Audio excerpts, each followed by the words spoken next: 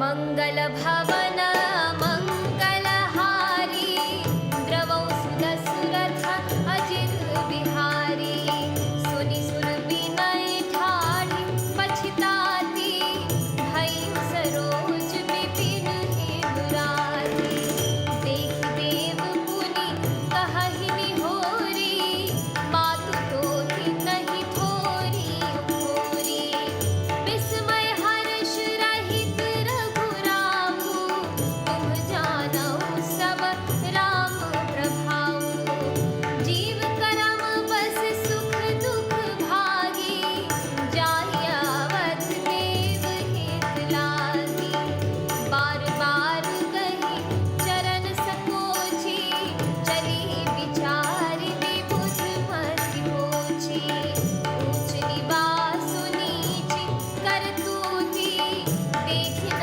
सकहि पराई विभूति आगिल काजु विचारि बहोरी करिहनि चाह कुशल कवि मोरी हर्षि हृदय दशरथ पुर आई जनुग्रह दसारु सह दुखदाई मंगल भवन मंगलहारी द्रवौ सुदशरथ अजिर बिहारी नाम मंथरा मंदमती चिरी के कई केरी अजस पेटारी ताहि तरी गई गिरामति फेरी मंगल भवन अमंगलहारी द्रवौ सुदशरथ अजिर बिहारी दीख मंथरा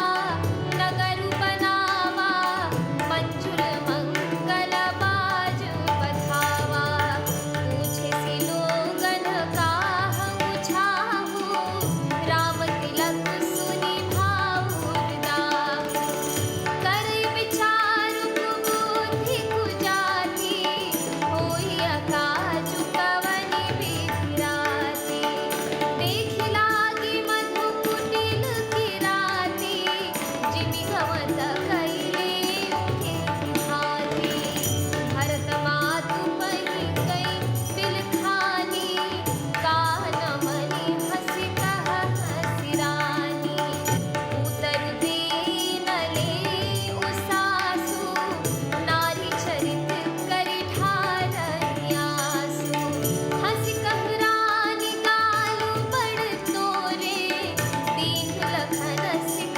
असमन मोरे तबहु न बोल चेरी बड़ी पापिनी छाड़ै श्वास कारी जन सामिनी मंगल भवन अमंगलहारी द्रवौ सुदशरथ अजिर बिहारी सब रानी कह कहसि किना कुशल राम महिपालु लखन भरत रिपुदमन सुनी भाकुबरी दुर्सालु मंगल भवन अमंगलहारी द्रवौ सुदशरथ अजिर बिहारी।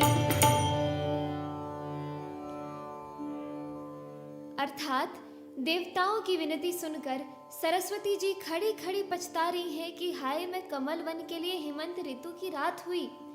उन्हें इस प्रकार पछताते देखकर देवता फिर विनय करके कहने लगे, हे माता, इसमें आपको जरा भी दोष न लगेगा।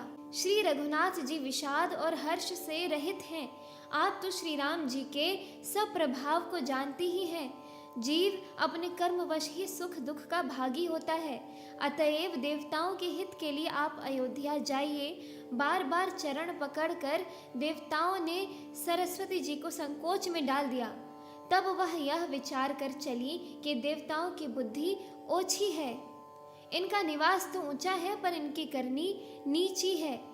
ये दूसरे का ऐश्वर्य नहीं देख सकते परंतु आगे के काम का विचार करके श्री राम जी के वन जाने से राक्षसों का वध होगा, जिससे सारा जगत सुखी हो जाएगा। चतुर कवि श्री राम जी के वनवास के चरित्रों का वर्णन करने के लिए मेरी चाह यानी कामना करेंगे। ऐसा विचार कर सरस्वती जी हृदय में हर्षित होकर दशरथ जी की पुरी अयोध्या में आई, मानो दुसह दुख देने वाली कोई ग्रह दशा आई हो।